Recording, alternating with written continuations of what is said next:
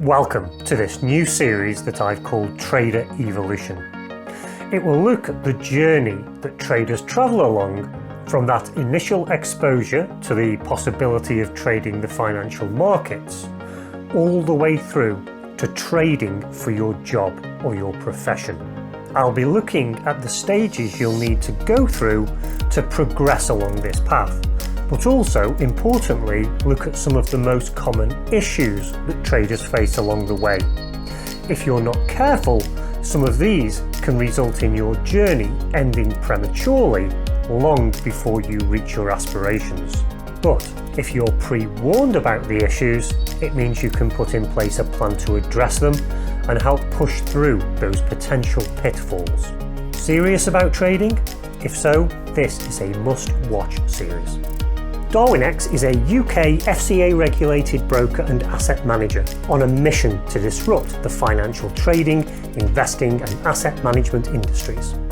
If you're a talented trader looking to attract investor capital to your strategies, Darwinex is the fastest way for you to do this. We enable traders to raise third-party investor capital and then charge success fees on high watermark profits. Additionally, Darwinex itself invests in its traders with our seed capital allocation program that allocates up to €90 million per year in successful trading strategies. So, if all of that sounds interesting, learn more by clicking on the link here, or you can find further links in the description right below.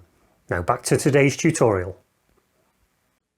I want to get straight into this. So let's take a look at what this evolutionary trader journey might look like. After much consideration, I decided on these 6 stages to represent the evolution or the journey of a trader.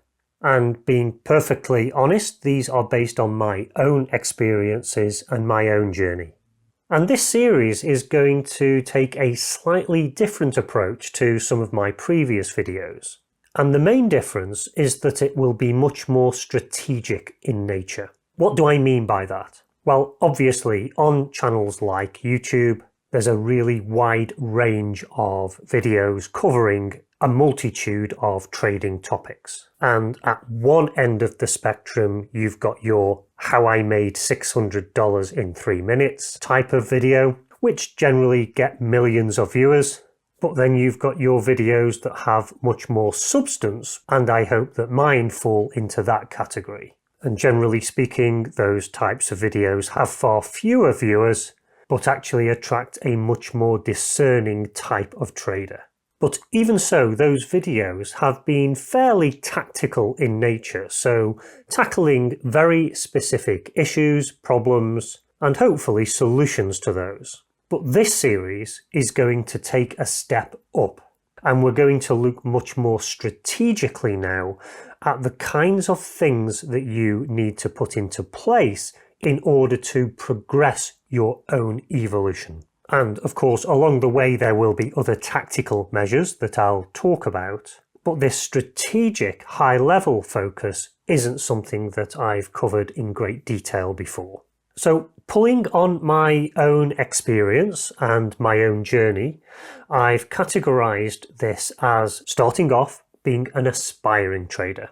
So very much at the investigative stage. Then moving on through novice trader, competent trader, and then eventually getting to the point where you can attract seed capital for your trading strategies because of their performance. The next stage, attracting third-party capital, so investors trusting that you can help them achieve a return on their own capital. And then finally, fund management. So in this first episode, I'm just going to do a very quick run through of the kinds of things I'm going to be talking about, the issues that I believe you will face on this journey, because they were the same issues that I faced myself, and also what I did from my own personal experience to address those issues. And I'm hoping that you will find this useful in terms of progressing your own journey along this route.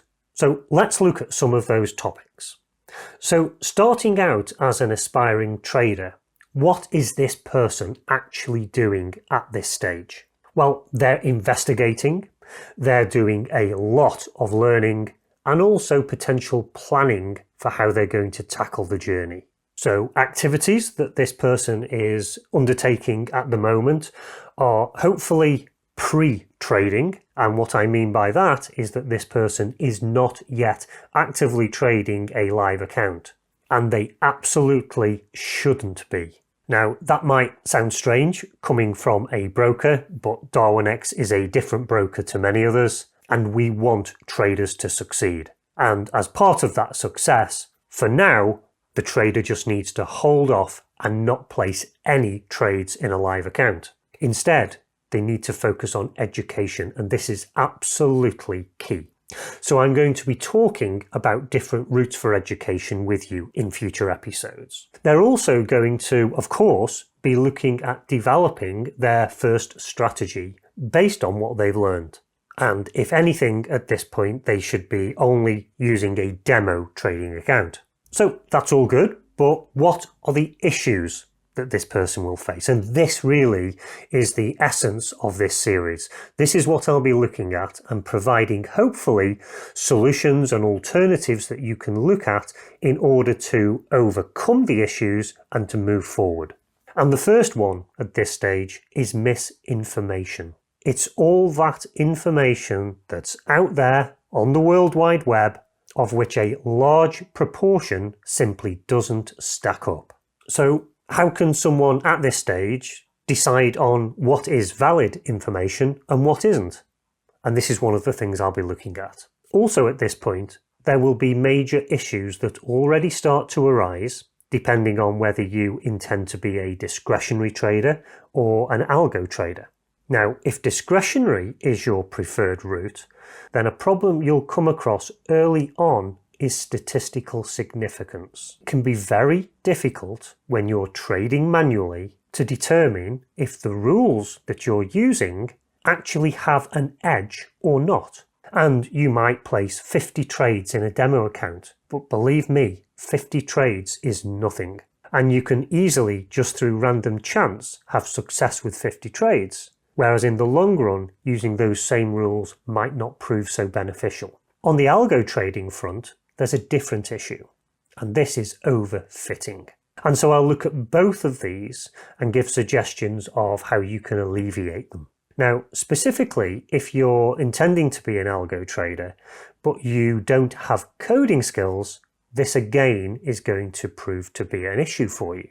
But there are also discretionary skills that would greatly benefit from coding experience. And again, I'll be talking you through this and showing you examples. So how does an aspiring trader progress to the next stage? Well, first of all, you've got to find your trading style, and you need to do it as quickly as possible. The longer it takes you to find your ideal trading style, this means you're potentially just wasting your efforts and time on something that eventually you won't be trading. And so again, I'll be taking you here through basically a list of checkboxes that you can look at that will help you to determine that early on so that you can start to proceed quicker.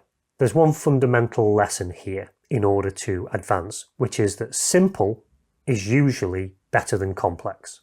And this goes against all psychology, because usually people perceive something as being complicated as being better. My experience is that this is not the case in trading. Also, document everything. You never know what you'll need to come back to in the future, and you don't want to have to rework it. And finally, don't wait for perfection. At some point, you're going to need to proceed on to the next stage in order to get valuable learning from that. And if you wait for perfection like some of the people I know, you'll never proceed at all. So moving on to Novice Trader. Now, the key thing here is that probably you're not going to be making consistent profits at this stage. That is unfortunately very unlikely, but there is learning as part of this that will be invaluable for future stages. So what's happening here? Well, you're doing some preliminary trading. Education continues to be key and actually does throughout this whole process. You'll be doing some more work on exploring the assets that you want to trade. You'll be looking at platforms, but the issues here are slightly different.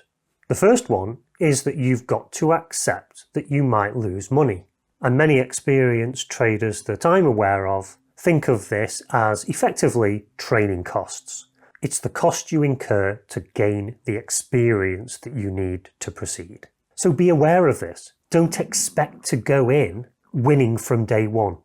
Next, over-leveraging. This, in my view, is the number one killer of people moving ahead on this journey. Its significance cannot be overstated. But also, choosing the wrong broker. You've got to get a broker that's on your side. You've got to get a broker that wants you to succeed, and it's in their business model for you to succeed. That is not the case for many brokers.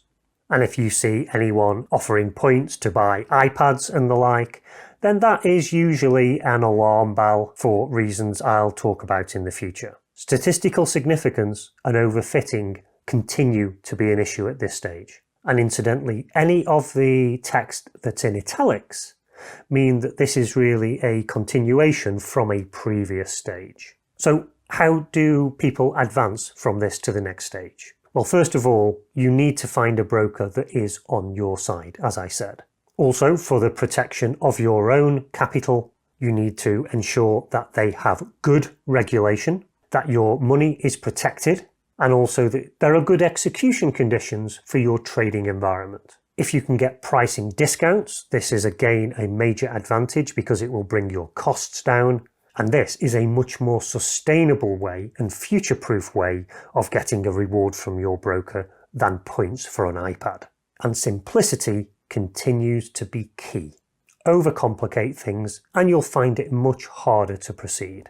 Now, that's all we've got time for this episode, but in the next episode I'm going to be talking through the stages of competent trader, how you might begin to attract seed capital, and then subsequently third-party investor capital. And after that, of course, we get into business and start to look at all of these in a lot more detail.